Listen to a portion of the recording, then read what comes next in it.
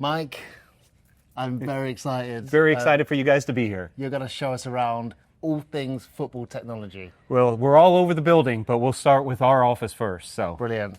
Let's do it. Which I feel like a lot of people, I was saying this to the team, you just think it happens on the field.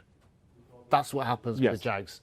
On the field, win, do we lose, train, that's it. But this is a whole new kind of part that I didn't know, but has such an impact on whether we do actually win or lose. So our main job is to be that support for coaches and scouts. So whatever happens on the field, we film it. Whatever we can get data-wise, both on our opponents and ourselves, we provide it. We're here to help them do their planning, their game planning, their scouting reports for drafts, etc.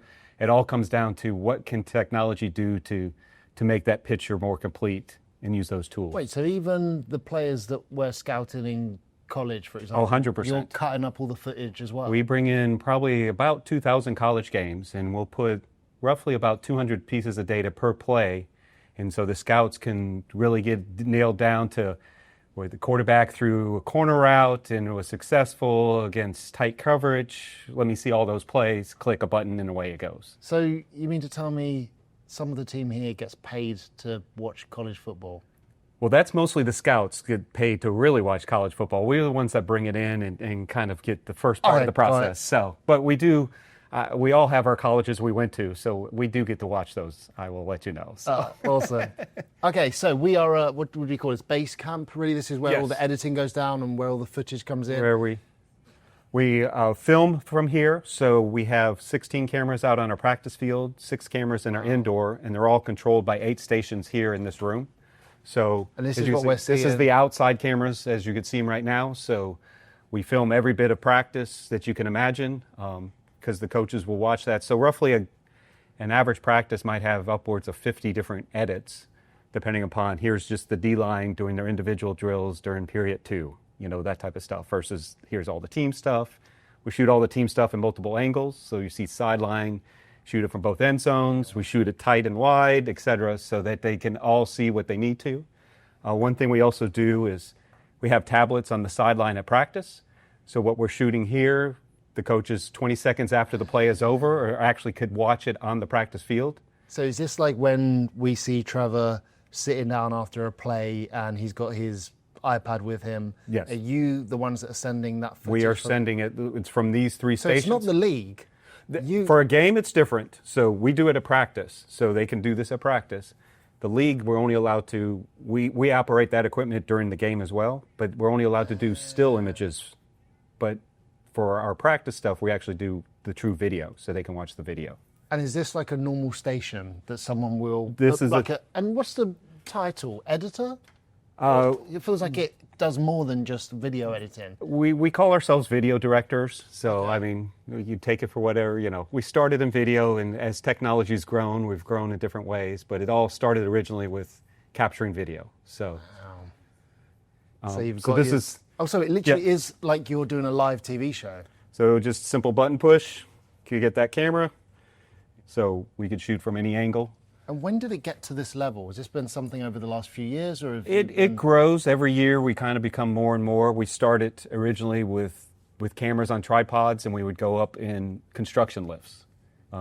Really? And that became dangerous when winds, etc. So then people started building towers. Then we had like portable stations with towers that could go up, and now we have really this permanent solution where it's nothing but built in, and we're sitting at our desk being able to film all this stuff. So what about when we head to the UK? Do you bring all of this with you, or you do a whole new setup? We do a good bit. So we do have the ability, every player has an iPad that they can watch any video any place they are. Wow. So they watch that at home, etc. We also have these 10 laptops that we actually will download specific video for. So this is what we'll put in the meeting rooms at each of the hotels, etc. So the coaches use the same setup here with the Cowboys, what we call it. It's a clicker that they have in their hand, and they're watching the video locally, so we don't have to rely on the internet for coaches' meetings and stuff. But wait, so you're bringing all the stuff when the team travels? We do. These big bins over here, we have 5 of them full of equipment that we put on the plane and it arrives with us. We rush it through custom every road game. Every road game. So depending upon projectors, screens, computers. We bring a printer to be able to print the game plan for the coaches. You name it. If it's technology, we're bringing it. So you do the playbooks? The coaches do the playbooks themselves. So what we actually have a playbook app with the same thing that they're watching the video on for the players on their iPads is their digital playbook as well. So they can instantly jump from their playbook to video and back again. So everything is in their hands wherever they are. And then when you head to the UK, how much in terms of the scale of what you're bringing? You still bring the 5 of these? We bring the 5 of this. We actually bring what we call a travel server as well to power all the computers. So we have a rack-mounted server that we bring, and we put it in at the hotel and wire it into the infrastructure so all the ports in there are seeing our server. But we do have everything also backed up in the cloud, so we're always try to make sure we have it both ways. And with Coach Cohen now coming in, did you have a conversation with him, and did he tell you, this is the setup that I like, these are the types of video footage that we like to break down? Has it been different in that way? There's some differences from coach to coach in terms of how we film practice. The basics are the same, and it's shooting game and practice is much the same. We call it an all 22. So our sideline shot, we see all 22 players at all times. So if you're watching on TV, sometimes they zoom in on the quarterback, you don't see where the safety is, et cetera, but we make sure you see all 22 players. We shoot the end zone tight, which is just the offense and defensive line, and then we shoot a version wide, which is every player, so you could see, again, all 22 players. And we put them all together, so when you're watching the video, you see sideline, tight end zone, tight, wide end zone, et cetera, and then play 2. And so the videos are very different than how you would see it on TV. Coach's film is totally different view. But that's how they digest the information and how they communicate it back to the players. And how quick does it happen from, practice happening and then the coaches and the players reviewing the footage? So we'll have an hour and a half, 2-hour practice. Within that last 10 minutes of practice, that first hour is already up and live and ready to go. We just it's that last little bit we bring in. So within 10, 15 minutes after practice, everything is in the system ready to go.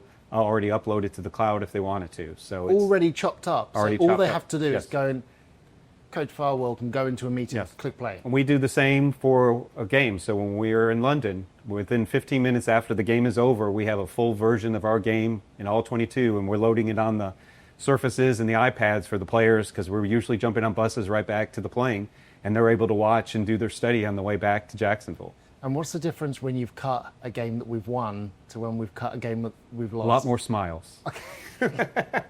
I thought so. You're like, I really don't want to send this mistake that someone's made, but I know I have to. No, it's all smiles at that point. So no, our job is the same, win or lose. In terms of that game stuff, we take pride in supporting our coaches, so we hopefully give them everything they can to be successful.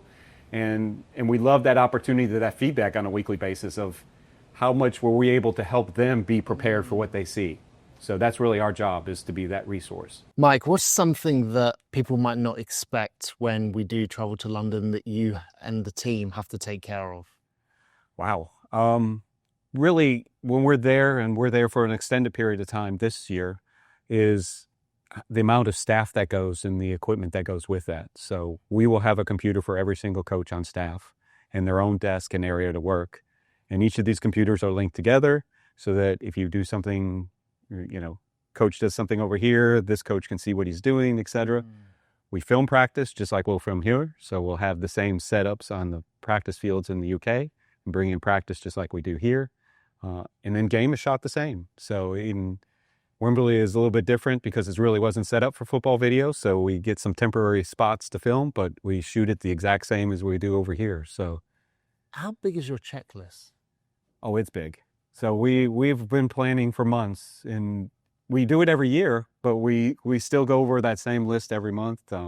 It's just the amount of equipment that goes, and new coaching staff, how they might want to tweak things different. So I'm always trying to get better. We actually have over the years started to leave stuff over there, so we don't have to ship. We don't have to ship everything, so we store things over there for our purposes, monitors and different things that we just get out of storage. And then we're going to use it this week, and then we put it away in storage again. So I hear about a famous wall. that So you have? we have 2 what we call walk-through walls. They're 4 projectors linked together, so it could do a single image that the players can either stand in front of and do walkthroughs, or in our offense, we have multiple images going at the same time so they can watch video and see the game plans both up at the same time. I'll take you down there. Please. So, Mike, we're going into the defense active meeting room. Yes, so we have one for defense, one for offense. This is a room that we have linked projectors together so we can do an image across the way, and truly you line up like you're on the field. We can bring up video, and then you truly can actually, as the play moves, motions, etc., just work in here, communications, alignments. Half the success of a play is truly being just aligned correctly. So all the pre-snap stuff this is a great room to just work out all those details. You're aware of how cool this room is, aren't you? I wish I had one in my house, yes. But yes, this is truly space for be able to work it out with video on the wall. We actually even have software with animation, so we could draw up our own plays and have animated players do the stuff as well. So the size of this would be, say, a position group. Correct. Would come yes. O-line come in here, and they've got, well, actually, this is perfect timing. O-line here, and they might, the O-line coach or the offensive coach come in here, play through the clip, and then, right, let's set up the O-line, let's go through some Correct. different... And just run through the different videos, so all of a sudden rather than, like on the practice field, we might do trash cans or a scout team. This way they don't need those and can run through plays quickly. In the air conditioning, communicate, work through. Do you always need someone in here, or are the coaches capable to set this up themselves, or do you just come in here, start it up, and then... Coaches are great with technology. As we're in the defensive one because offense right now is currently meeting in the one right next door. So, and their own coaches are running it. We're not, we make sure it all runs and we train them up, but coaches are great teachers, and these are great tools to become great teachers for the players. And I'm assuming this is, top of cutting edge technology in terms of in the wider sphere of the NFL. Is this as up to date as it This be? This has become a growing trend among NFL teams. We were one of the early adopters in this, and it becomes, again, a great teaching tool when you use it. So, Mike, you've been working in football for how long? About 30 years now. So 30 years ago, if we was to go Right. back, what's the difference been like since then to now? Night and day. So I was originally got in because we went from 16 millimeter film to VHS tapes. So that was when I became in the business, because VHS tape decks were becoming computerized. That was the big. So we went from, in the NFL, we used to get all of our games in on Tuesday because it took them that long to make copies of tapes and then ship them on airlines, and we pick them up at the airport, to now we truly get any game that's played shows up in our office 2 hours after the completion of the game from NFL Films. Everything's digital. Everything, the speed of what everything flies is just night and day from how we used to measure things in days. Now it's minutes in terms of what we have to get technology to the coaches, which then just gets it's a fine line because you could almost give too much. So it's a real fine balance of what's useful, what helps in preparation, what might be a deciding factor versus there's so much white noise, and really coming out with all that. So Amazing. Well, Mike, I'll be expecting you to build one of these in London I'll be there. and bring this with you. I don't know if the projectors will make it through on the plane, but I'll see what I can do.